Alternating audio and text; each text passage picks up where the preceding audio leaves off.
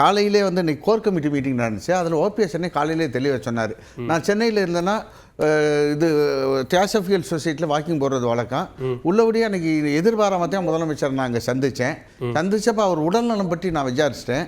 But இன்றைக்கு மாலை வந்து நான் வந்து அவருடைய மூத்த சகோதரர் திரு மு.க. முத்து இறந்ததற்காக நான் வந்து அனுதாபம் துக்கம் விசாரிக்க அவர் வீட்டுக்கு போகிறதா நான் இருக்கேன். அது காரணம் என்னன்னா, என் மனைவி இறந்த செய்தி கேட்டவுடன் அன்றைக்கு வந்து பட்ஜெட் கூட்டத்தொடர் நடக்குது. உடனடியாக மருத்துவமனை வந்து என்னை கட்டி அணைத்து அவ்வளோ ஆறுதல் கூட்டினார்.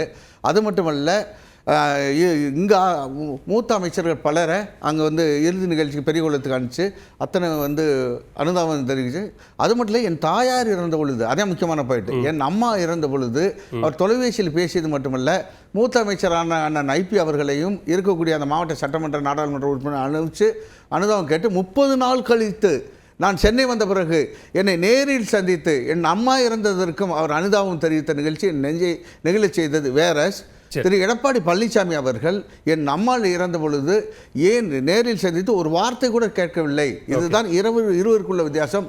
எனவே அவருடைய மூத்த சகோதரர் இறந்ததற்கு அனுதாபம் தெரிவிக்க நான் இல்லம் செல்கிறேன் என்ற தார்மீக கடமை என்று சொல்லிவிட்டு தான் சென்றார். இதில் இருவேறு கருத்துக்களே கிடையாது. இன்றைக்கு வந்து நாங்கள் பிஜேபியை விட்டு வெளியேறினதை பற்றி அண்ணன் வந்து ஓபிஎஸ் டிஎம்கே நெக்ஸஸ் இருந்ததுனால இப்படி ஒரு சூழல் வந்துருச்சோன்னு கேட்குறாரு. நான் நாடாளுமன்ற தேர்தல் சமீபத்தில் தான் நடந்து முடிந்தது. அதற்கு முன்னர் டெல்லியில் தேசிய ஜனநாயக கூட்டணியுடைய அகில இந்திய கூட்டம் கூட்டணி கட்சியுடைய கூட்டம் நடந்தது. திரு இபிஎஸ் அவர்கள் பிரதமர் அருகில் அமர வைத்து அழகு பார்த்தார். ஆனால் திரு இபிஎஸ் அவர்கள் என்ன சொல்லிவிட்டார் வந்தவுடன் என்னன்னா, நாங்கள் வந்து சட்டமன்ற தேர்தலில் இது பிஜேபி கூட இருந்ததுனால எனக்கு மைனாரிட்டிஸ் ஓட்டு கிடைக்கல, அதனால் நான் வெளியேறேன் அப்படின்னு சொல்லி வெளியேறினார். அந்த நிலையிலும் அண்ணன் ஓபிஎஸ் அவர்கள் தேசிய ஜனநாயக கூட்டணியுடைய வேட்பாளராக ராமநாதபுரத்தில் நின்று அந்த கூட்டணி தர்மத்தை காப்பாற்றினார்.